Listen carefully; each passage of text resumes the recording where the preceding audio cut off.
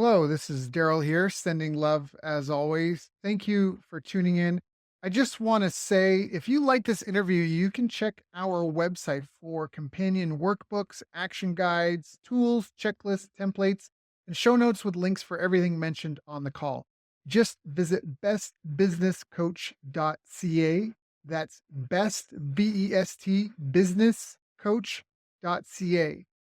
Enjoy. Hi, I'm Daryl Urbanski, and welcome to the Best Business Podcast.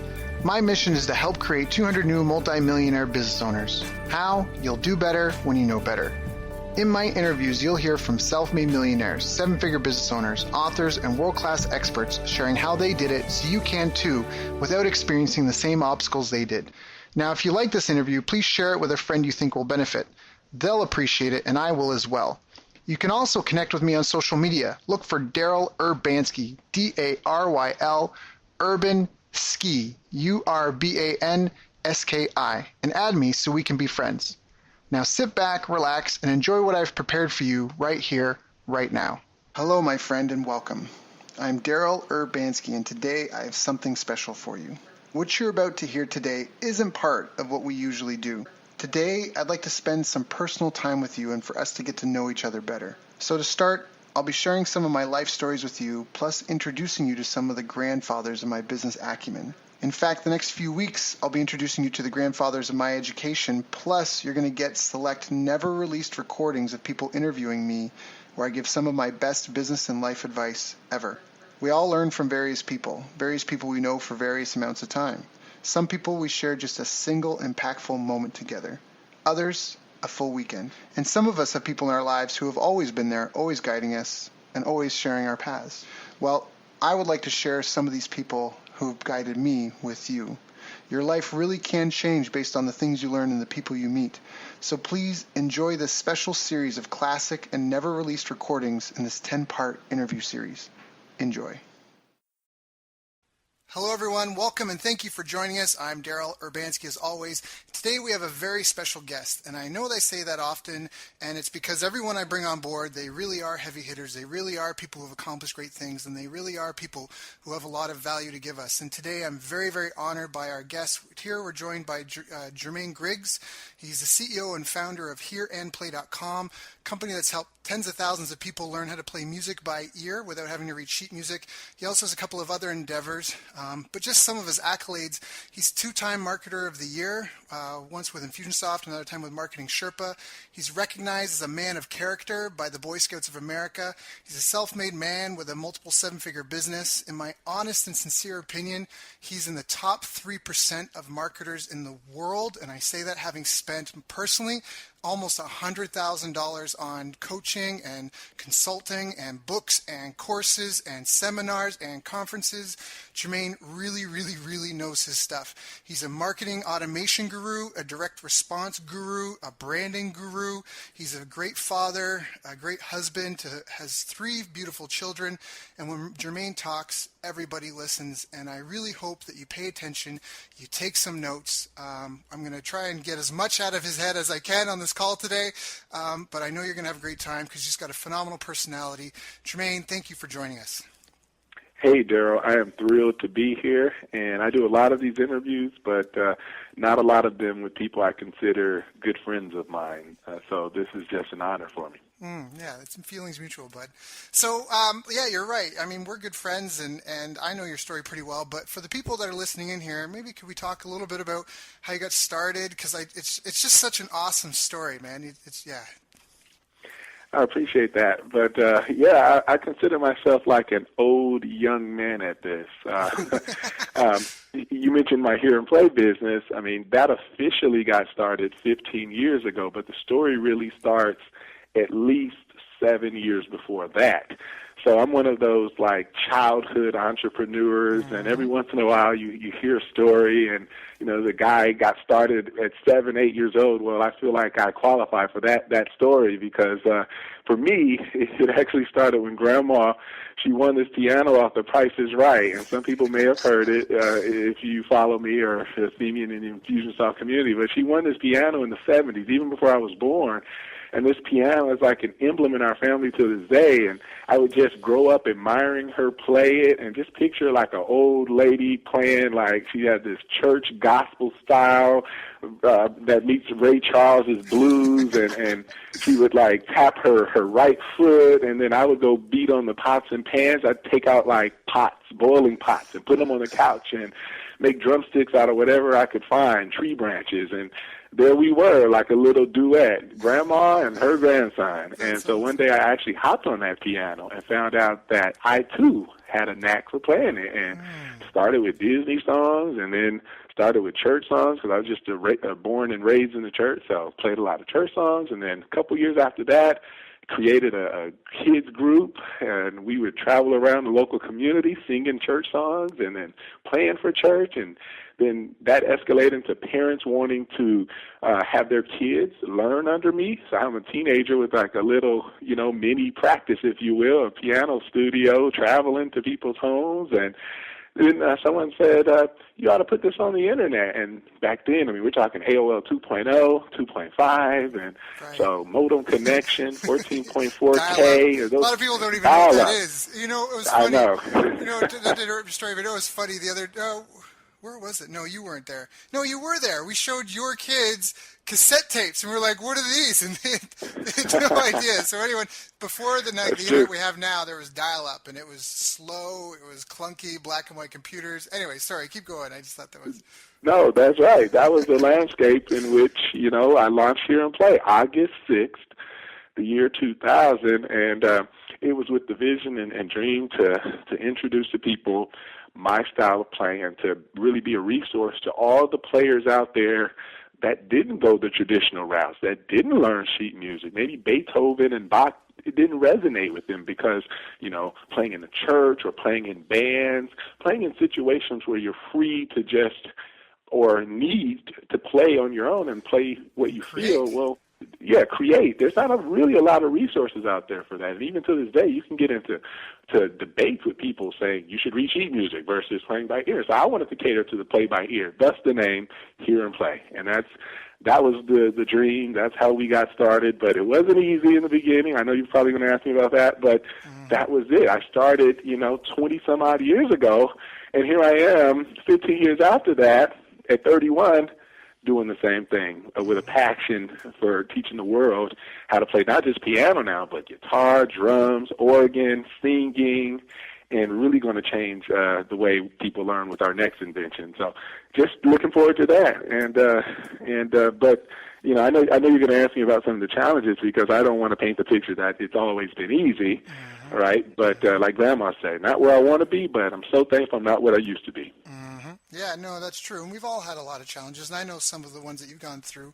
What were some of the big ones? Because, back in the day, before you went online, is that where you were getting most of your order sales from? Or how, because you were in university at the time, and I think in the beginning you said, you were selling maybe 20 of your workbooks a month or something, and that was online, but were you just just selling them at the church, or how else were you trying to make sales in the early days? Well, in the very early days, the sales came from my actual students.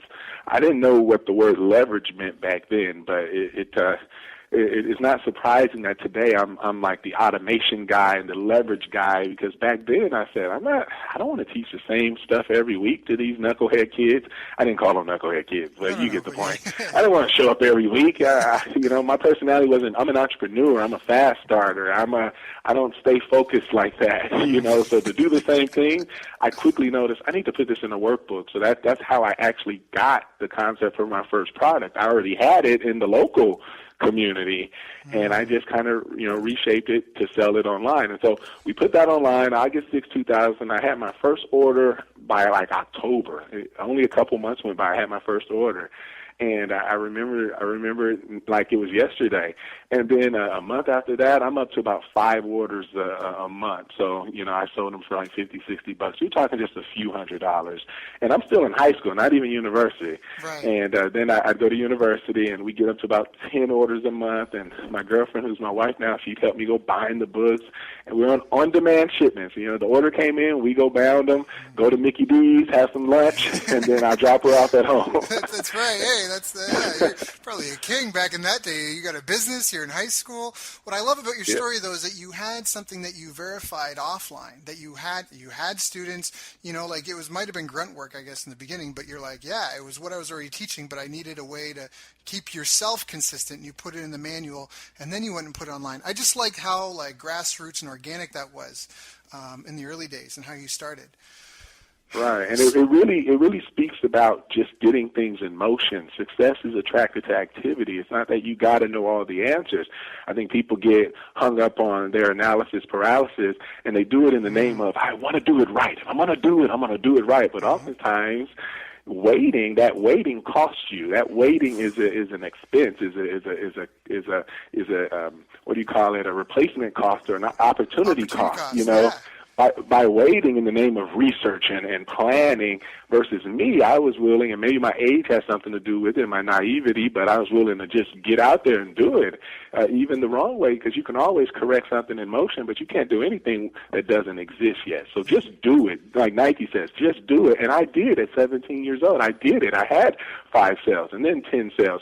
But again, I had bigger sights. You're talking about a kid who had been doing business for at least, 7 years, selling stuff, and I sold Avon. I didn't even talk about that with you. I was that kind of kid. So that 5, 10 orders, I saw more than that, Daryl. So that was my struggle. I didn't have any money. I only had $70. That's what started Here Play with $70. But beyond that, I didn't have money to put in marketing, or not that there was even that many pay-per-click engines to work with. I think we had GoTo.com. This was even before AdWords. That gives you a perspective. It was GoTo.com. It was like the pay-per-click of choice. Right. But I didn't even have the money. It didn't even matter because I didn't have the money. So I think one of the biggest problems is that time versus money pendulum. And, oftentimes when you don't have the money, you have the time. And so you have to seek out ways and very creative guerrilla strategies to do things. And once you get that first set of money, it's what you do with that first set of money that comes in. Rather than getting excited and spending it, that money has to be reinvested back to get you to that paid side as quick as possible, because the free side is, there's no leverage there. It takes time, it takes resources, energy. You oftentimes burn out trying to do things on the free side, where on the pay side, you get that immediate scalability. So really the challenge is getting to that paid side right away, and your economics can do that for you. And so that's kind of where I was at 17, and it didn't happen for me until 18 months after that. Got it. And, and I really like what you said there is so brilliant, because, this was pre-Google, but advertising is advertising. And I really think this is an important point, because everyone's all about crazy about online marketing. And online, all it is just a very efficient medium. It's actually, from my understanding and from the projects I have been involved in, it hasn't performed nearly as well on a % ROI basis as other mediums when you get them to work. But it's so efficient that it's the most efficient, but it's the least effective. And efficient in that you can target people, you can target them at certain states of mind. Send someone a letter, you don't know how they're feeling when they get it, right? You don't know that stuff, but you can put a site, you can put your ad up on a site with people that are smiling. You're going to be happiness.com, and so people that are coming there, if they're either coming there to feel a certain way. So there's so much, so efficient but so ineffective. But you're right, paid media is the fastest way to grow and scale a business. And it's funny, because I literally just before this interview was just chatting with a potential client he's in Spain right now, and he's hitting the same thing. He's doing all this free stuff and this JV stuff and this strategic alliance stuff, and he's just sitting on the fence because he's just like, he's like, I'm not sure if I want to try to make paid traffic work. And the problem with that is, if you're an organic person, if you have like a location in a mall, and then you're dependent on the foot traffic that comes through there, who's driving the foot traffic? If you're not controlling that, then you've got very little control over your business and the results you're going to get. If you're in the search engine, the Google search engine, and you're ranked second or first, and there's only 10,000 searches a month, then you're limited by that. And the same thing if you have JV partners or strategic alliances, how often can they promote you without exhausting and annoying their people? But if you can get paid media to work, now you can start looking for pockets of people like in the universe, like all over the country, you can reach out, and now you can access the churn. And the churn, by that I mean all the new people coming into the market, and people, because people constantly churn, they come in and out of the market, and it's really hard to access those people if you can't pay to be in front of them and be like, again, in these pockets of where they are. And anyways, just to speak to what you said, because I think it's so important what you said, and so many people miss that. And you are like a guru at that. What was your EPC for the campaign for your launch? You had like a 200 and what was it, 232 EPC? This was, when was this? This was like Yeah, my latest automation clinic launch, it was like 227, and it was a small list compared to my Here and Play, just a couple thousand people, but the money that we generated without any JVs, without any partners, without anybody mailing, no solo broadcast, just a couple thousand people on a list, a targeted list of Infusionsoft users in the automation community. And when you did the math on revenue to people engaged in that campaign or per click, $227. Which is awesome. And yeah, compared to what, $5 or $6 EPCs, right? Yeah.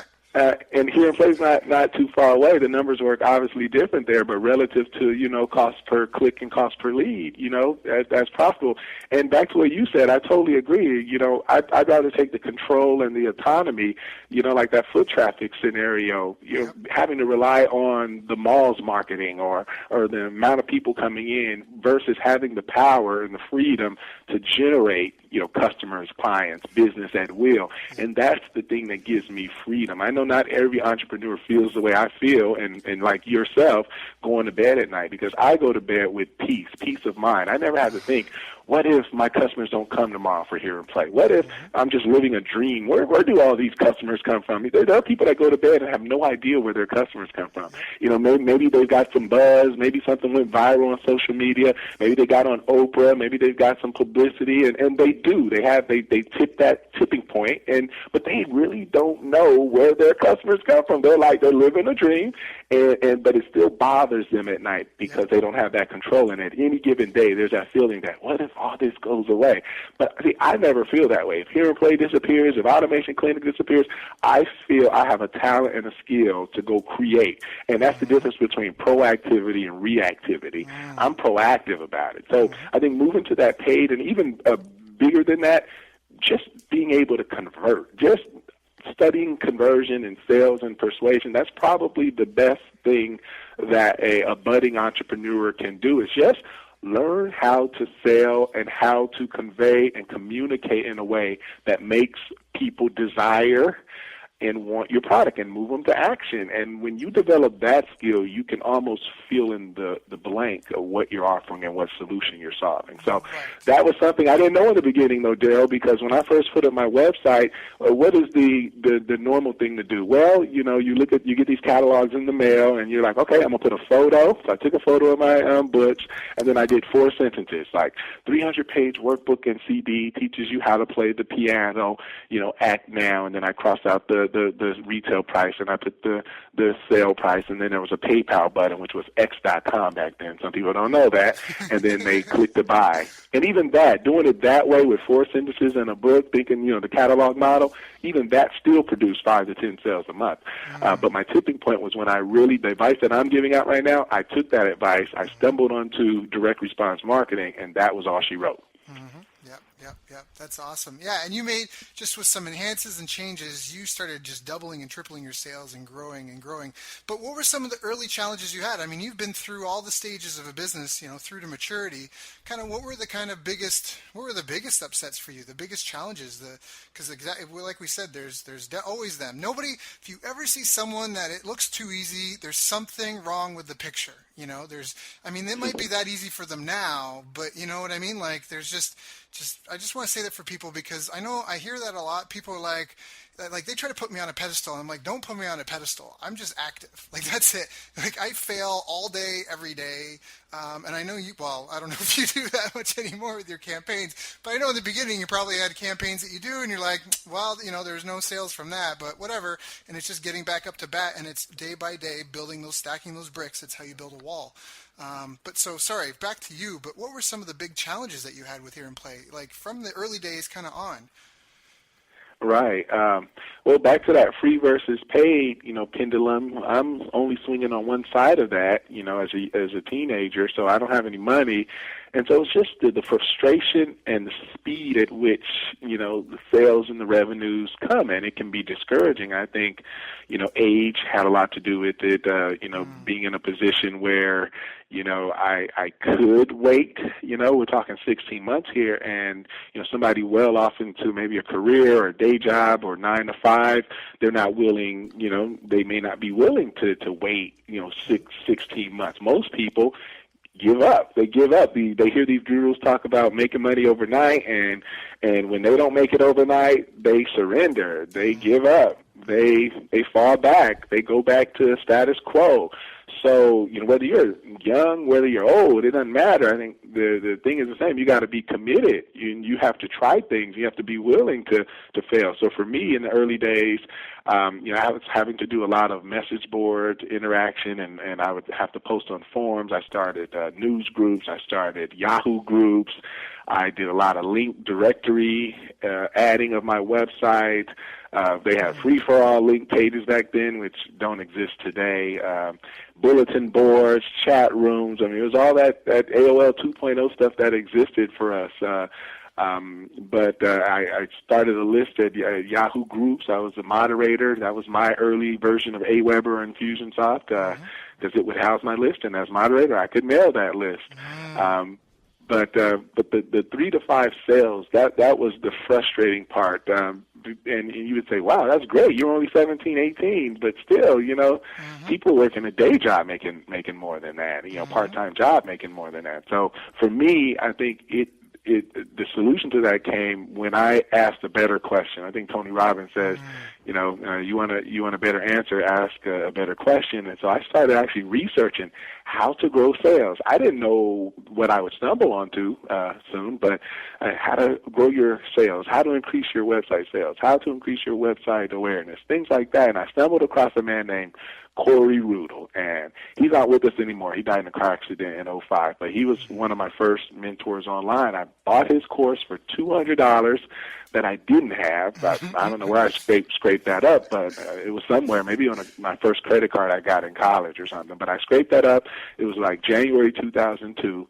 And it was called The Insider Secrets to Marketing Your Business on the Internet. And I bought that thing, and it was introducing me to a world that I had only seen in a limited fashion before. Like, he was saying, okay, if you've got a catalog site, which I had, he's like, switch that thing to a 26-page sales page. Like, he was like, you got to have this headline at the top, and it's usually going to be bigger, and you may even want to make it red. And I was like, red? And then it started with discover how to, or 7 ways to, or 7 mistakes, and he was giving me all these headlines. I was like, oh, this is a lot different than my book and picture and 4 sentences. And then he was like, you have to start by saying, dear, musician or whatever, and then you have to like relate to them, and then you have to talk about why they're frustrated. And I was like, I do, and then I have to write this long letter. So I wrote it. I followed this formula. I put credentials where the credentials said. Well, I didn't have any credentials, so I just listed all the accolades I got in high school because I was like school president. It was so cute. I was like, he's been recognized by the school board. I didn't tell him why, but I said, I didn't say he was on the honor roll. I just said he was recognized. I mean, everywhere he gave the formula, I found out how to apply it to me. I didn't do what most people do and say, oh, why that doesn't apply to me because I'm selling real estate. No, I found out how it applied to me, and within a week I had a 26-page sales letter. I gave it to my college roommate. He said, dude, no one's ever going to read that. Gave it to my suite mates. He said, dude, what are you doing? Your site is making sales. Aren't you happy? And I ignored all that, and I remember by March 2nd, I was ready to go live, and I had a new product and all that stuff. And that day, I released it, and I released that new sales page, and I woke up that next day, we would go on to create $1,100 in sales in one day. And this was something I didn't do in 2 months. Yeah, that's life-changing. That's a life-changing moment. And I remember the first time I had 6 figures in my bank account. I think I cried. I remember messaging you. I was like, sorry, but that's life-changing for you. So, so then after that, obviously it's go time, right? So then how do you manage your growth? Right. So finally, that day was my turning point from the free side of the pendulum, which is the slow way to grow, to now I have, $8,000 for which I never had more than like a few $100s in the bank. So now I have like 8,000, and then it grows to 10,000, and in that day, it's 18, 19 years old. I've got more money than I can deal with. Like, to me, that's a lot of money coming from where I grew up. So now I immediately recognize, I think it was chapter 7 or something, he starts talking about the leverage of paid media, and he starts talking about pay-per-clicks. And again, I don't even think Google AdWords came out until maybe that year it came out, or maybe the year before, but we're talking infancy stages of all of this. So I go to goto.com, which became Overture, which became Yahoo Search Marketing, which now is like Ad Center. So that's the evolution of that. And I start bidding on words, 10 cents, per click. And it would even show you what your advertisers are bidding back then. It was much more easier than now. Like, you could see 9 cents. Okay, I'm going to come in at 10. Right. And now the traffic starts coming in consistently, like 500 visitors a day. And we're getting like 5, 7 sales, sometimes 10 sales a day. So, we're at like $300, $400 a day now, a consistent, 6-figure annually. And that's where everything I learned now. This was like I don't know what phase you could call it, but that's where we started our affiliate program after that, and we started getting those kinds of partners. And then we started our organic SEO. We hired an SEO company. And so the big deal there is when you make your transition, you've got to be smart with how you use that money, and you have to reinvest that money in your early stages. It's not the time to party. And I did. I mean, we went like on a Catalina trip and all that stuff, but when I came back to my senses, I was like, I need to put this money back into the business, and that's what I did, and we were able to grow it, from the $200,000 to the next year like $400,000, and then we would hit 7 figures, and then we would hit multiples, and then we would branch off into other instruments and genres, and I would branch off to doing business speaking and speaking from the stage and automation clinic, and that's kind of the start. And here I can turn around 15 years saying I'm still doing that same thing, and many people can't say that. No, and that's something. I mean, there's a common theme to your story as well. It's just, first of all, it's just hours invested and kind of some pig-headed determination and mentorship. And I mean, you and I, we both sign checks that we can't cash just to get the information we need so we can implement and do what we need to do. And it's not the right decision for everyone, but if it was something that for both of us, I think, were turning points. And it definitely doesn't seem easy. I mean, that's a really good logical progression. What were some of the upsets that you had? What were some, like, did you ever have like I don't know, was there any big fears in when you were growing the business? Were there concerns? How did you know what to reinvest your money into, like in the growth? Because I think that's something that a lot of people are thinking right now, and they hear you like reinvesting it, they're like, okay, well, where do I put it? Right. Well, for me, I guess I was naive and enough to take one man's course or program, and I think it was like, 20 chapters in that. And when he said, do this, I did it. Now, people wouldn't know Corey Rudel back then. Some people maybe listening won't have the benefit of being around that time. So you're talking a guy who's making $7-8 million in 1999, and then his business would go to like $25-50 million at his death, even without him being around, and then it would dissolve because you know how that works when the founder goes. But he was the man. He put it this way, internetmarketing.com, he owned that domain name. Like, he owned that. That's like owning cars.com. He owned his profession. He owned it. So everything he said, if chapter 3 was start an affiliate program and here's the software you need to go buy, well, what do you think Jermaine did? I had the money. That wasn't the problem now. I had some money to put into it. I bought his Associate track. I bought what he told me to. And then when he said, go to goto.com and here's how to bid on your words, I bought it. When he said, you need to invest in organics and here's the directories to get on and pay the annual fees, I bought them. So I went down that progress, and then I would find other people to listen to and other consultants. And I wasn't afraid to actually hire out. I remember the first time someone, an SEO company locally, and not all SEO companies are created equal, by the way, but this one, $500 a month, still, having not had money that long, $500 a month was an investment. And, I signed on that dotted line, and I wasn't afraid to put money in places to grow the business. I didn't see it as an expense. Even my accountant, I said, don't call it an expense. He was like, who do you think you are? I said, it's an investment, I never like seeing it as an expense. An office chair is an expense. But anything I do for marketing to create more money, that is an investment. And I look at it the same way as a real estate person. See, people, they separate. They think buying real estate and putting a down payment, that stuff is the investment. No. Everything I do in my business, I look at it the same way. And when you compare it that way, there's no other means of creating wealth that can be compared to the ROI of marketing an effective business. And that was one thing Corey told me, and I don't know if it affected my viewpoint, but I asked him, I said, what kind of real estate do you invest in? Because I wanted to know, what else do you do? And he was like, I don't do anything of that, because when I can put $100 in my business and it makes $10,000, tell me what other thing does that. Yeah. Where else I am I put going $1 to get that million. ROI? Yeah. What's that, Daryl? I said, where else am I going to get that ROI? So, sorry, but you say he's going to put $1 million somewhere?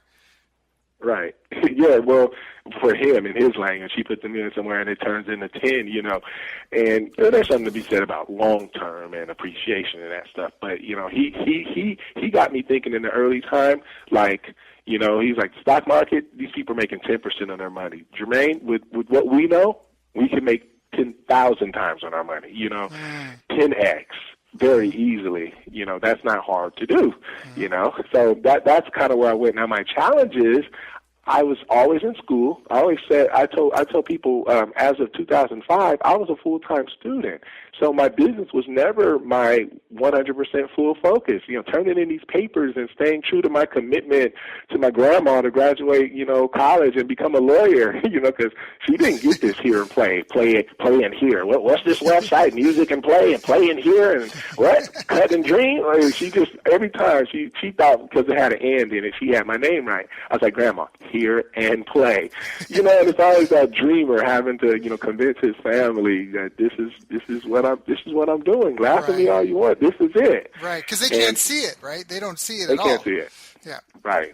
They can't see it. So I had to hire family. I mean, well, not family. That's what I did. That was a struggle. But I had to hire people. Now, those people, you could synonymously take people and put family, because that's what I automatically did. I hired family. So that was my huge struggle. 19 years old, managing my own mom, my sister, my aunt, my friend in college. And so that created a struggle. Now, the marketer becomes the manager, and anybody listening to me that can relate knows that marketer doesn't automatically equate to manager. Entrepreneur doesn't mean C-level, manager or executive. Those things, they aren't the same thing at all. In fact, they're oftentimes two different people, the visionary, and then there's the how guy, or girl. And that was a struggle for me, getting an office and now having like 6, 7 employees and managing and payroll, and those things came in and actually slowed me down. It was like I longed for the day when it was just me, But that everybody hits that, and then you get to this. You get to this, and I remember 2007, I actually cleaned house. I fired everybody except for 2, and that was a hard day, bringing like all your aunties one by one. It was like I had in my head, I was like, okay, 30 minutes, like 11 o'clock, okay, I got to fire Aunt, so-and-so. 11:30, I got to fire, my mom. And then 12, and I know that sounds bad. It sounds bad listening to it. I mean, I still helped her out outside of the business, but I remember that was one of the hardest days of my life. Because it wasn't working. I mean, it was like you clean house and your marketing still works. So why are these people around, just twiddling their thumbs and having office drama? So I learned that at an early age, and I probably would not hire people very, very close to me. And I think there is a fear of outsiders for some entrepreneurs, and I have that fear to this day. Yeah, no, and that's awesome. And you mentioned a couple of things here that I think, like, where did leverage really step into it? Like, what were some of the key leverage points? Because that was one of the things that I really admired. I mean, first of all, I first saw you were on stage, and that was when you won Marketer of the Year. for Infusionsoft. But I remember, first of all, I was like, wow, this guy's actually built what everyone talks about. I can't believe it because I've never seen it. It's been this white elephant unicorn that people talk about, but no one really seems to show. It's like they never tell you what's open the box, but they just keep telling you what's in there. And you were like, here's the box, almost even like you're doing now on this call. But another thing that really, really impressed me was just what you said before about leverage. Do you have any I don't want to put you on the spot, but do you have any rules about leveraging that? Because when you do something, anytime you do something in marketing or anytime you create any kind of content, and I had just went through this with a friend who was planning a holiday, a special promotion, and we had a conversation about what's your goal? How much money do you want to make? And then we reverse engineered what resources they had, and there was no way they could make that in this one-off promotion. And then my suggestion was to not do such a restricted promotion if that was the goal. Instead, do something that they could something that had a longer lifespan that could, you know what I mean? Instead of just rushing to get a Valentine's Day promotion in and make $100. If your goal is to make 10,000, then let's build a campaign that will actually make $10,000. And so, but you're so good at that leverage mindset. I mean, for people listening to the call, Jermaine is the only person I really know that lives the 4-hour work week. Tim Ferriss does not live the 4-hour work week. He wrote the book, but if you know how that book got launched, and this is because I mean, by all means, a ton of respect for what he's built, but he didn't build that with 4 hours a week. He was going to conferences and seeking out bloggers, and he was hustling to get that off. And maybe he was making, enough money to kind of, and I know guys that do that too. They live in Thailand, they make a couple $1,000s a month, and they're living like kings, but that's not something you can retire on. And it's not a legacy you can build and give to your children. For you, with what you've built, if heaven forbid, let's knock on wood, if you were to pass away, but your family wouldn't know what to do. They wouldn't know how to shut anything off. Your marketing's running. People the world wouldn't even know for a couple of years. And so when you create content, do you have anyways, I'm rambling, but how do you, I don't know, can you share some of your insights around leverage? Because whenever you do something, you dice, you're like an Indian that will kill a buffalo and use everything on it. When you create something, you you get 15 uses out of it. Yes, that's my philosophy, and it goes back to how I came up in this. As a full-time student, never always having to make sure things were efficient. Managing people, having to make sure I had systems and things in place. I would accidentally fall into that stuff. But yeah, these days, like Jim Rohn says, I'd always begin with the end in mind. So if I'm producing content, I'm like, okay, I could write the content. But then I'm already at the kind of, if you look at the chain of how things flow down, written is probably at the bottom because it's hard to produce something from written without doing more work. I can read my written work and turn it into an audio, but I have to read it, right. And I can do a video from my written content, but now I need a teleprompter and I have to do it. Right. But if I start at a video, then as you know, we can extract the audio, and from there we can extract the transcripts. From there, an outsourced writer can turn that into 4 or 5 articles, and we can push that into our follow sequences. So something as simple as that, just the order in which you do things. A video, speaking from energy units out of Jermaine Griggs, it's one video, and then I pass it forward on the chain. Henry Ford gave us the assembly line, but people before that, one guy was having to build the entire car and had to, and that was obviously a slower, less efficient way to do it, and he came along and he introduced the assembly line, which I believe wasn't even new for that time.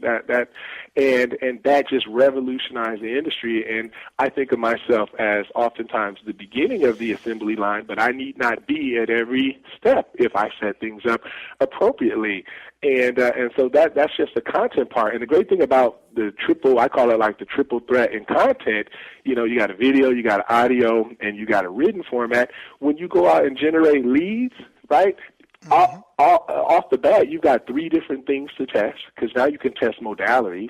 I won't begin to tell you that There are people that don't like video. You think video is the highest perceived value of the three, but some people like to read it. Some people don't want to sit through a 20-minute video. So now it gives you three different things to test, and then when you deliver the whatever it is that they gave you their email for, now it gives you three different reasons to follow up. People miss that part, right? We teach follow-up, and we teach, like, for example, in Infusionsoft, I can say, hey, Daryl hasn't clicked to go get my free report. Let me send him a reminder, right? That's easy to do now with the basic CRM. Even Aweber can do that. These programs are tracking, email clicks, and so I can have, like, worst-case scenario emails that, they'll go out a day later. Hey, Daryl, make sure you go download the report, or I noticed you didn't download the report, and then 2 days later, same thing. Well, those can have a tendency to get a little nagging, like grandma calling you out, saying, be careful when you cross the street. And I'm like, Grandma, I'm 30 years old, but I love you. That's how those emails come across. But when you think with the end in mind, now it's like, hey, Daryl, notice you didn't click on the video. Hey, you're probably the type that enjoys listening to it in the car. Maybe, maybe not, but here's the audio version, and here's how to throw it right on your iPhone, or here's the podcast version of that same video. And then a day later, hey, here's the written version. Maybe you're a reader. Maybe you read on the treadmill or on the bike, the stationary bike. And here's the written version. So that helps. Another thing I do is a lot of people have time-sensitive or launch, what I call assets. And like your buddy, he wants to launch something, or your client, he wants to launch something real quick and get it out and things like that. And oftentimes the mindset is short term, have a launch. And even if the launch is successful, what happens to those assets? They usually go dormant, idle, and, maybe a year later you bring them back, dust them off, change them up, and then launch again or something like that. But me, I'll put that launch in a long-term automated sequence.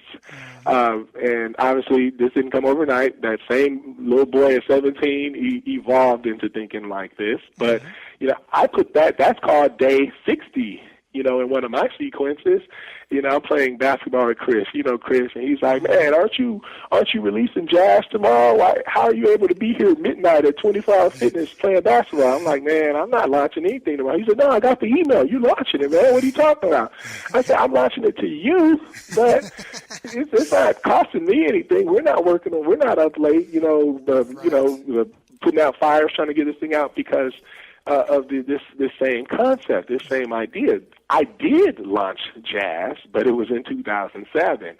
Jazz was a great success. All those emails I put out, all the launch content, that's an everlasting, evergreen asset that I can go then put in a sequence for people who take me up on a Jazz lead magnet, and put them through the process, build that rapport, build that relationship, give them content, and bam, that 2007 launch is now 2015 launch for Chris or for Martha.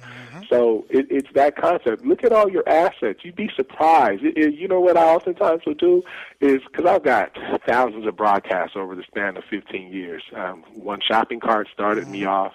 Infusionsoft, I've got that. And I'll just go through some of my sent mail. People don't do this. Go through your sent broadcasts, and it will bring to light many assets that you just forgot that you had, reports you created for launches, video content you long forgot about.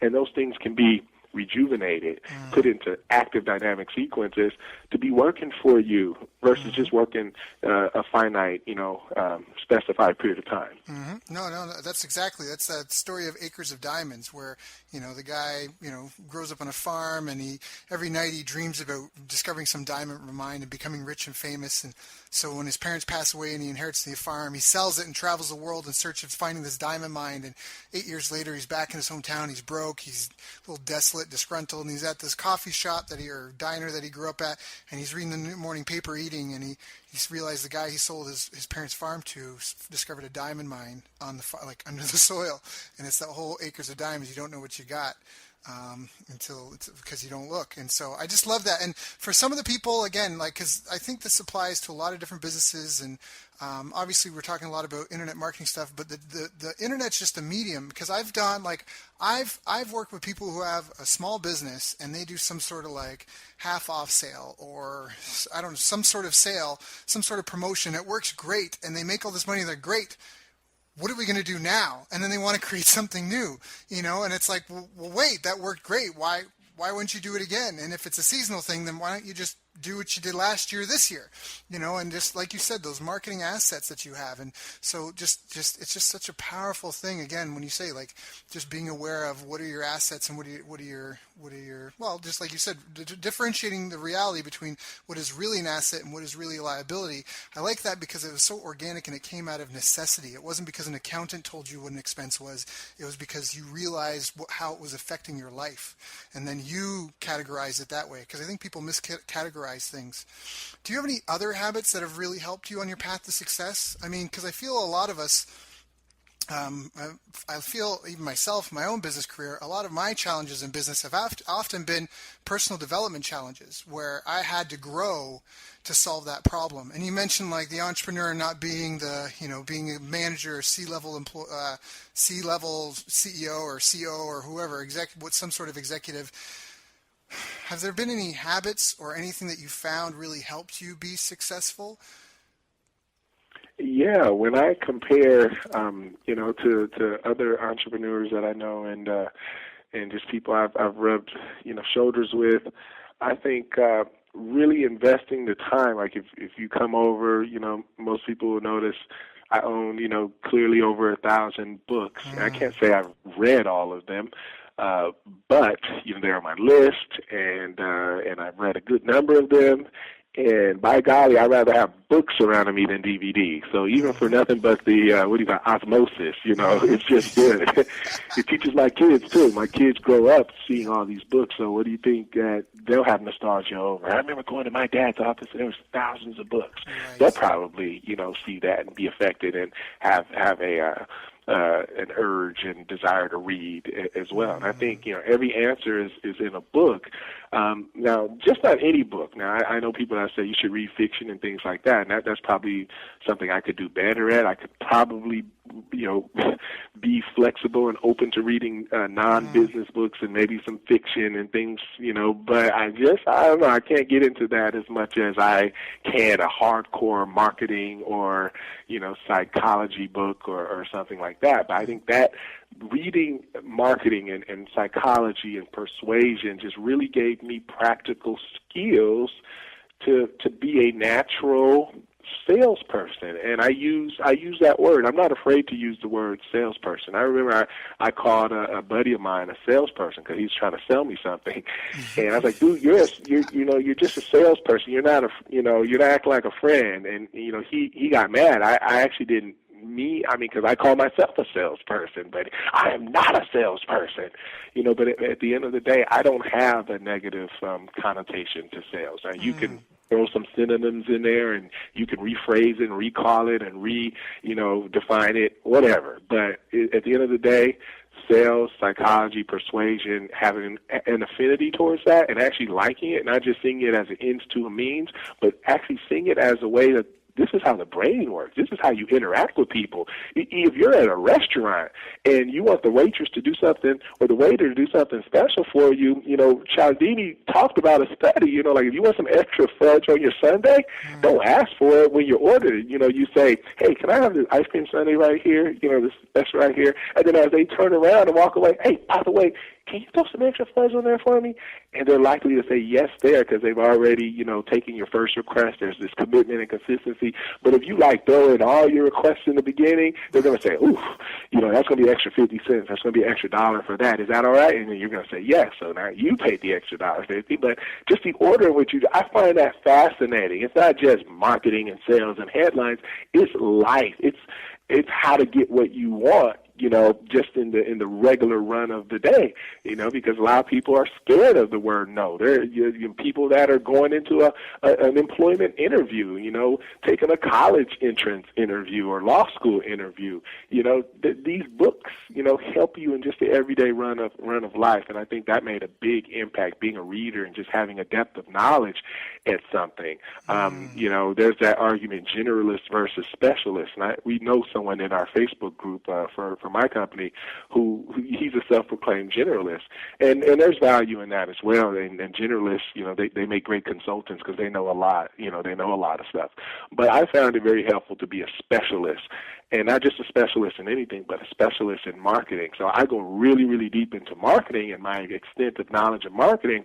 But to be honest, what that does is it makes me very, very surface level and ignorant in other areas. So ask me what sports teams are playing right now. Ask me who's winning, who's on the way to the Super Bowl.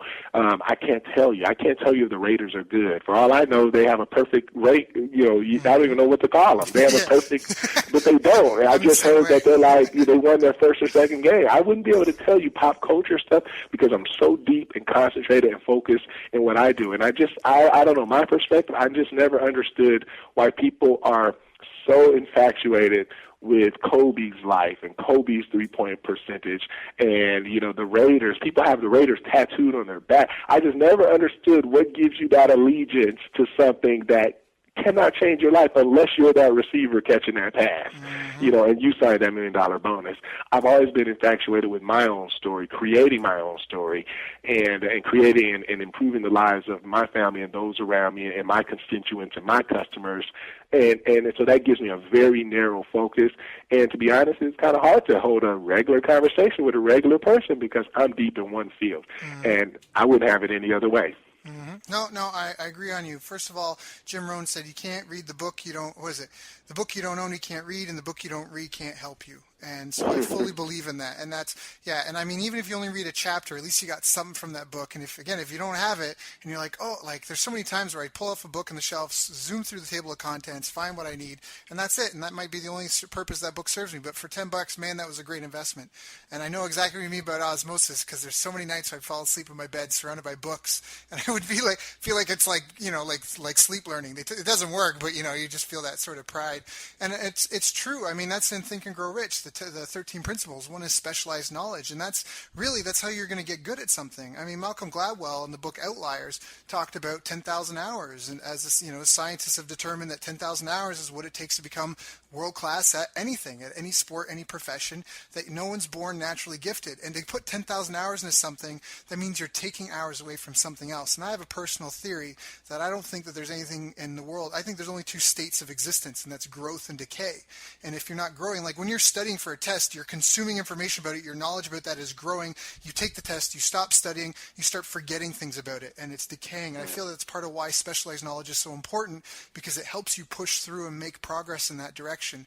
And so exactly like you said, surrounding yourself with the books, all that stuff, I'm fully wholeheartedly behind you in that. I forget how I was going to bring up that, interject with the growth and decay, but I think that's really important because, when you're saying like you don't watch TV and you don't watch sports, when you watch those, the only thing that's growing is that, like your knowledge in that. When I watch 30 hours of a TV show, the only thing that's growing is my knowledge about that TV show.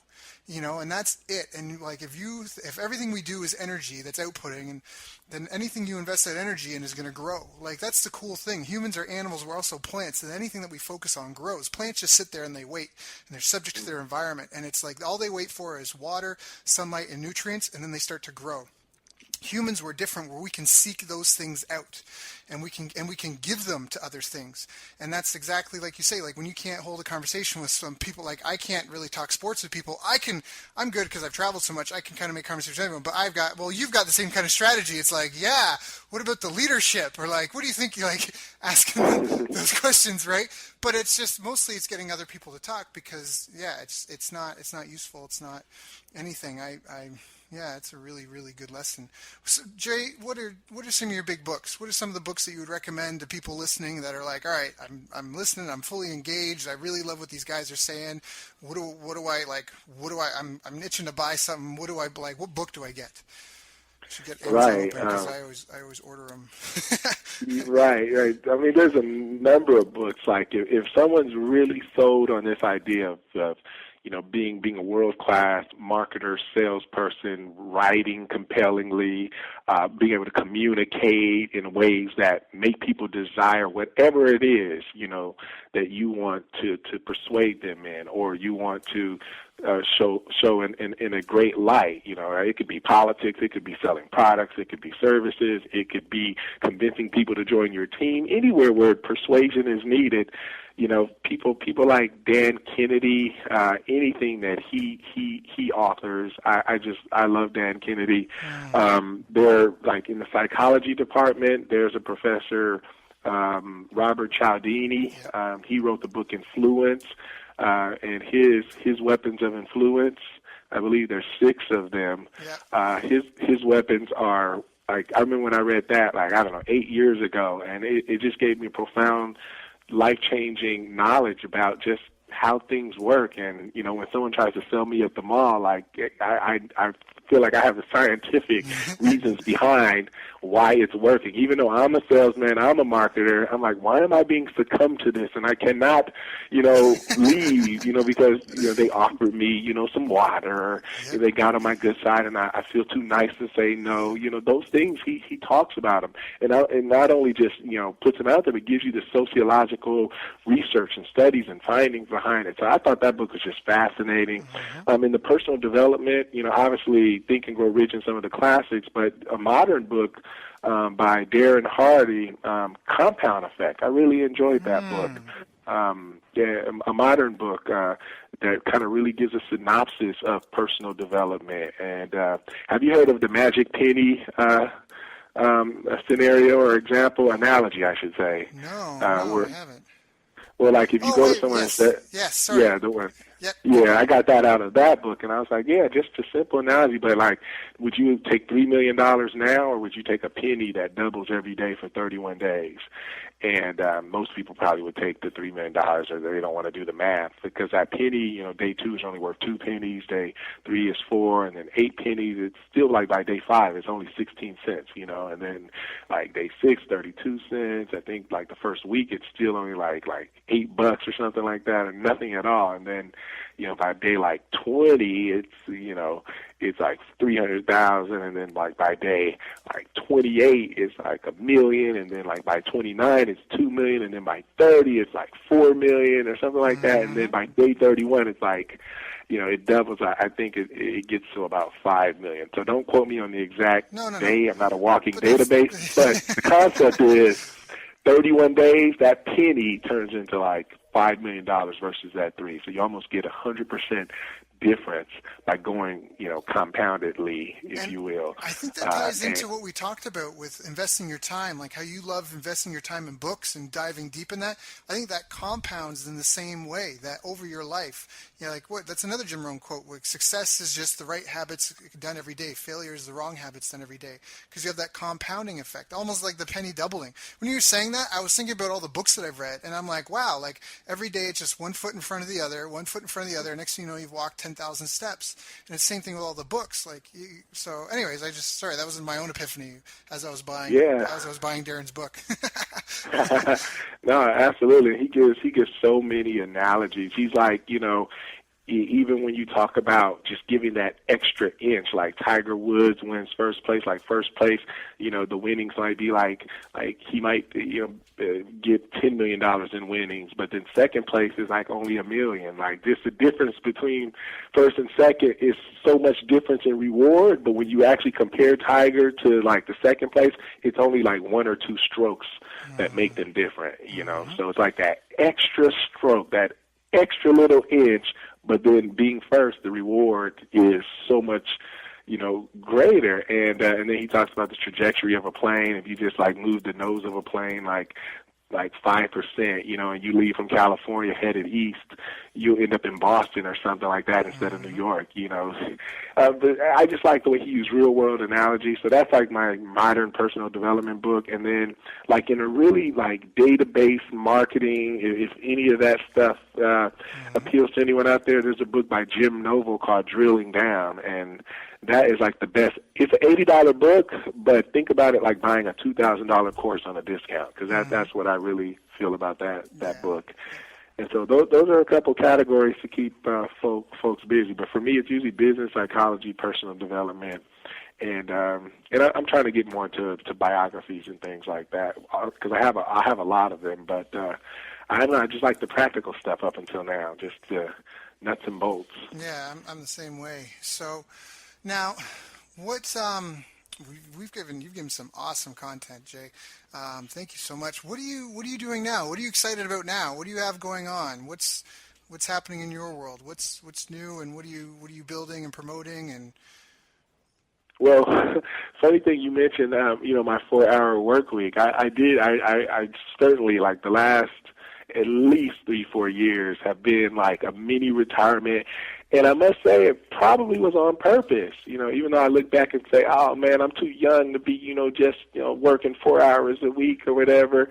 But I remember reading 4-Hour Work Week and being so inspired by that in 2008 when I read it. I remember I was in Las Vegas, we were there for some reason. I was just in the bathtub. I love to read in the bathtub. And I was like, you know what? I'm going to do this mini retirement thing. And I remember 2010, I closed my office. And I went virtual, and I didn't want to be tied down anywhere. We closed the office for 4 years. We just now brought the office back with a real physical team. I went through that period. I had kids. I already had one daughter, but we had like 2 kids in 1 year. It felt like it was like they're like back-to-back Irish twins. In fact, their birthdays are this month. Like they're the same age this week only. Like they're both 4, and then one turns 5 like on the 15th. So that's crazy. That all happened in this like 4-hour work week. Because if you're not working, you're doing something else. You're playing. Right. And so now, where I'm at, I kind of got that out of my system, and it's interesting because Tim Ferriss didn't say you retire forever. He says you take time off. What did I do in that time off? I ran a marathon. I lost 30 pounds.